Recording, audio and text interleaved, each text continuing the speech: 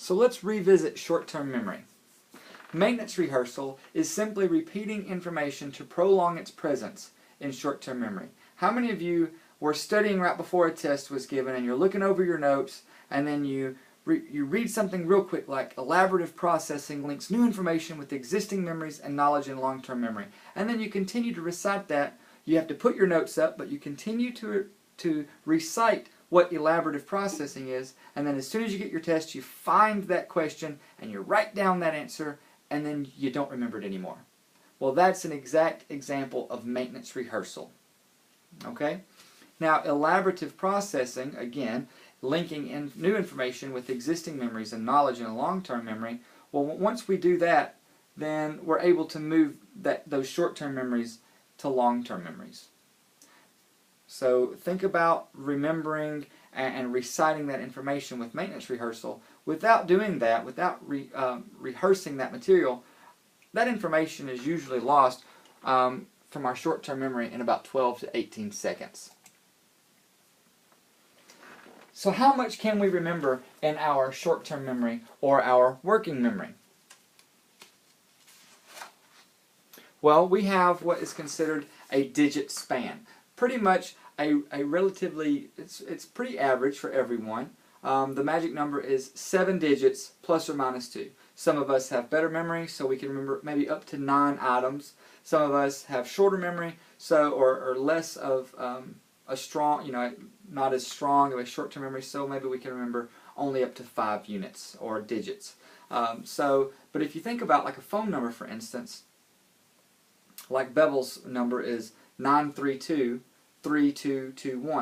and that of course excludes the area code, but that's 7 digits.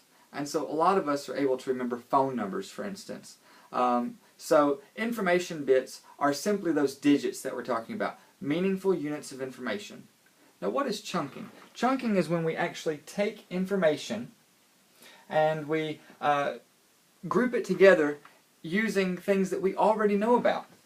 So what if I were to say, remember this, T, V, I, B, M, U, S, N, Y, M, C, A.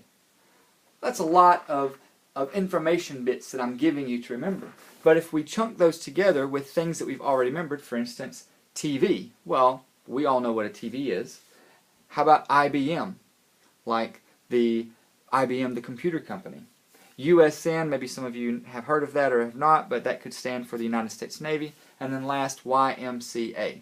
So instead of having to remember all of these information bits, now we've just narrowed it down to 4 things that we're trying to remember. Makes it much easier to remember. Okay, going back to long term. So with long term, we talk about permanence. Relatively limitless information, and once that information has made it to the long-term memory, it's really, for the most part, it's there to stay. Now, sometimes, just because we have an idea that I remember this from so long ago, maybe a memory, that you would say has made it to long-term memory, doesn't necessarily mean that it's true. And so sometimes we have false memory where we elaborate false memories.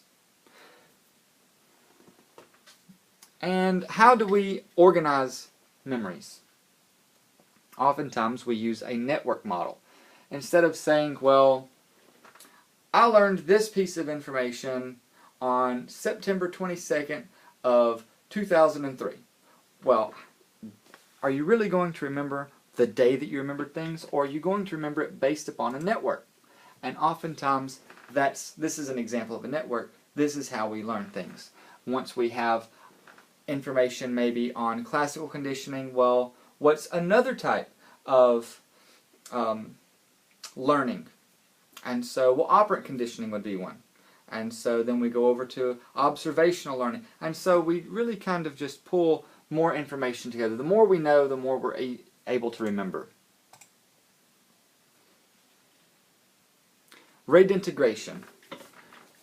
RAID integration is when memories are reconstructed starting with one memory, and we follow chains of association related to other memories.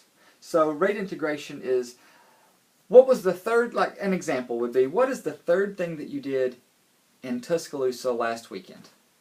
Oh my goodness, well I don't know. What did I do? So you would replay the entire day. Well, first I got in my car and then I went to Publix. And then after Publix I went to the mall. And then after the mall, the third thing I did, I went to Midtown Village. So you actually have to start with one memory and then follow that chain of events until you're able to get to what you're really trying to remember.